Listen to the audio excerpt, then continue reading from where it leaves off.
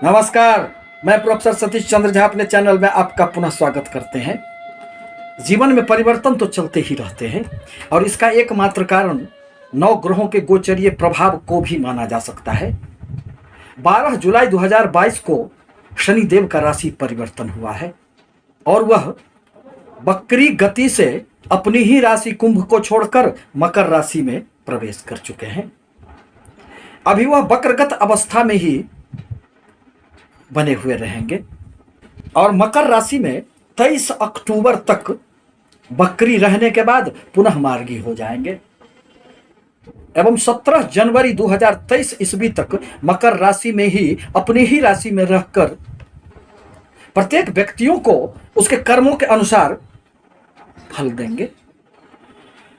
अब जब भी शनि देव का राशि परिवर्तन होता है तो प्रत्येक राशियों पर कुछ न कुछ निश्चित रूप से प्रभाव पड़ता है, परंतु शनि की अपनी राशि मकर एवं कुंभ पर इसका अत्यधिक गहरा प्रभाव पड़ेगा। साथ ही साथ जब भी इनका राशि परिवर्तन होता है तो जिन जिन राशियों पर इनकी दृष्टि पड़ती है उन राशियों में भी अत्यधिक शनिदेव का प्रभाव उत्पन्न हो जाता है। साथ ही साथ आपके कुंडली में जिन ग्रहों की दशा अंतरदशा चल रहे हों वह अगर शनि के नक्षत्र में होंगे तो आप पर भी इसका प्रभाव निश्चित रूप से पड़ेगा। गोचर के समय यह भी देखना आवश्यक होता है कि आपके जन्म कुंडली में ग्रहों की क्या स्थिति है। वह उच्च के हैं, वह नीच के हैं, स्वगृही हैं, मित्र क्षत्रिय हैं। इसके आधार पर ही गोचरीय ग्रहों का फल हमें प्राप्त होता है।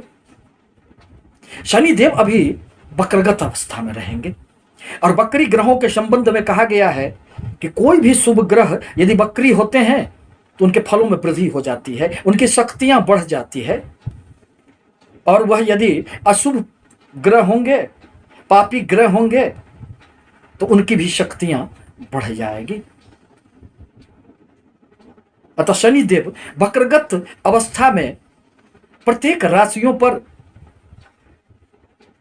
कुछ न कुछ निश्चित रूप से प्रभाव देते रहेंगे। आज इसी संबंध में कन्या राशि, बुध प्रधान कन्या राशि के संबंध में कुछ बातों को लेकर उपस्थित हुआ हूं। अभी तक शनिदेव कुंभ राशि में आपके छठे स्थान में विद्यमान थे। छठे स्थान में तो शनिदेव की स्थिति अच्छी मानी जाती है, परंतु अब वह मकर राशि में आपके पंचम विद्या बुद्धि संतान के भाव में प्रवेश कर चुके हैं।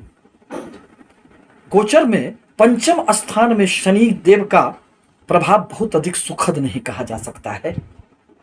यह पंचम भाव व्यक्तियों की सृजन शक्ति का भी होता है। सेलिब्रिटी के लिए यह वरदान होता है। यह भाव आप अपने कला का विस्तार इसी भाव के माध्यम से करते हैं। आपका पंचम भाव कितना सशक्त है उसी के अनुसार आप राजनीति में भी उन्नति करते हैं, यश मान सम्मान की प्राप्ति होती है। शिक्षा का भी यही भाव होता है। प्रेमी प्रेमिकाओं का भी, प्रेम संबंधों का भी यही भाव माना गया है। आपके संतानों से संबंधित किसी भी प्रकार की बातों का यदि जिज्ञासा करनी हो तो पंचम भाव को भी देखा जाता है, परंतु शनिदेव इस पंचम स्थान के लिए बहुत अधिक सुखद परिणाम नहीं देते हैं।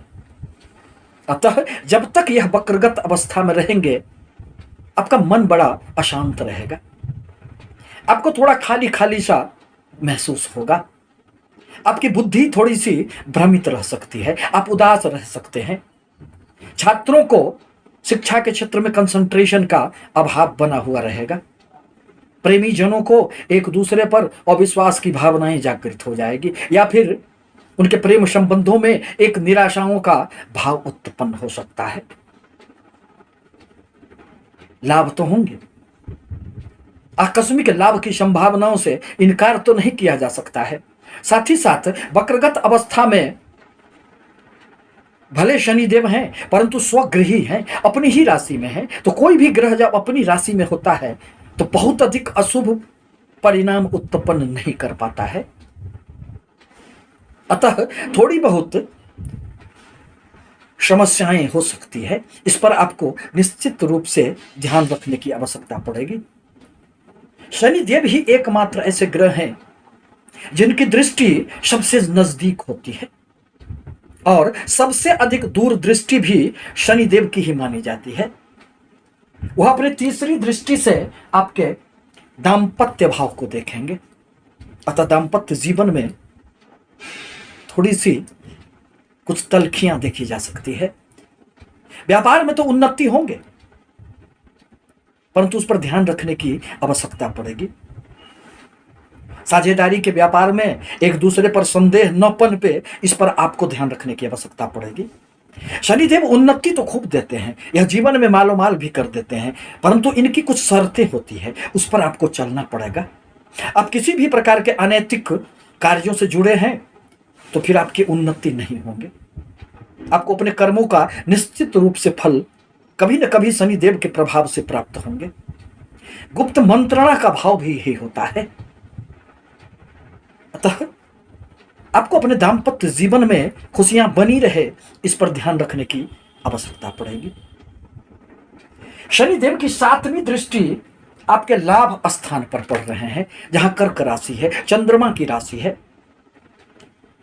बृहस्पति के साथ तो शनिदेव का श्रम संबंध होता है, अतः आपके 7वें स्थान से संबंधित बहुत अधिक फलों का नुकसान नहीं करेंगे, परंतु चंद्रमा के साथ इनका शत्रुवत संबंध होने के कारण आपको अपने बड़े भाई बहनों के साथ संबंधों की गरिमा को ध्यान रखने की आवश्यकता पड़ेगी। मित्रों के साथ भी किसी भी प्रकार का अविश्वास उत्पन्न न हो जाए, इस पर भी आपको ध्यान रखने की आवश्यकता पड़ेगी। जब तक शनिदेव वक्रगत अवस्था में रहेंगे, आपकी लाभ की जो एक निरंतरता है उसमें कुछ न कुछ बाधाएं उपस्थित हो सकती है। आपके कुछ पैसे अटक सकते हैं। यदि आपने किसी भी प्रकार की व्यापार की योजना बना रखी हो तो कुछ दिनों के लिए उसको स्थगित रखना आपके लिए आवश्यक होगा। पुनः अक्टूबर के बाद शनिदेव मार्गीय अवस्था में आ जाएंगे, फिर आपको अनेक क्षेत्रों से निर्विवाद रूप से निश्चित रूप से लाभ प्राप्त होंगे। आपको अपने व्यापार में, अपने कर्म क्षेत्र में, अपने जीवन पथ पर अनेक नए मार्ग खुलते प्रतीत होंगे और वहां से आपको लाभ प्राप्त होंगे, क्योंकि शनिदेव आकस्मिकता के भाव में बैठकर आपके लाभ भाव को देखने का कार्य करेंगे, परंतु अभी तो वक्रगत अवस्था में है। शनिदेव की दूर की दृष्टि, 10वीं दृष्टि आपके धन स्थान पर पड़ेंगे, जहां शुक्र की तुला राशि है। शुक्र एवं शनि में मित्रवत संबंध होने के कारण आपके परिवार में कुछ न कुछ खुशियां बनी हुई रहेगी। बहुत अधिक आप परेशान नहीं हो सकते हैं। अचल संपत्ति में इस अवधि में वृद्धि तो होंगे, परंतु अपने हर प्रकार के कार्य योजना पर आपको अतिरिक्त समय देने की आवश्यकता पड़ेगी। ध्यान से आपको आगे बढ़ना पड़ेगा। कुटुंबों के साथ किसी भी प्रकार की मतभेद न हो, इस पर भी आपको ध्यान रखने की आवश्यकता पड़ेगी। अपने वाणी पर थोड़े नियंत्रण रखने की आवश्यकता पड़ेगी। ये सारी की सारी कुछ समस्याएं जब तक शनिदेव वक्रगत अवस्था में हैं तब तक आपके लिए रहेंगे, अन्यथा जैसे ही वह मार्गीय अवस्था में आएंगे फिर जनवरी तक का समय आपके लिए अत्यंत सुखद रहेगा। आपके लिए आवश्यक है कि गरीबों को मदद किया करें, मजदूरों को सहायता किया करें। शनिदेव के बीज मंत्रों का शनिवार के सायंकाल 108 बार ओम प्रंग प्रिंग प्रोंग शह शनिश्चराय नमः मंत्र का यदि आप जाप करते हैं, यदि आप शनिवार को सरसों के तेल में अपना चेहरा देखकर छायादान करते हैं, तो फिर शनिदेव के अनेक प्रकार के दुष्परिणामों से आपको मुक्ति मिल जाएगी। आपसे निवेदन है कि हमारे चैनल को लाइक करें, सब्सक्राइब करें, ताकि मैं अपने विचारों से आपको अवगत कराता रहूं। धन्यवाद।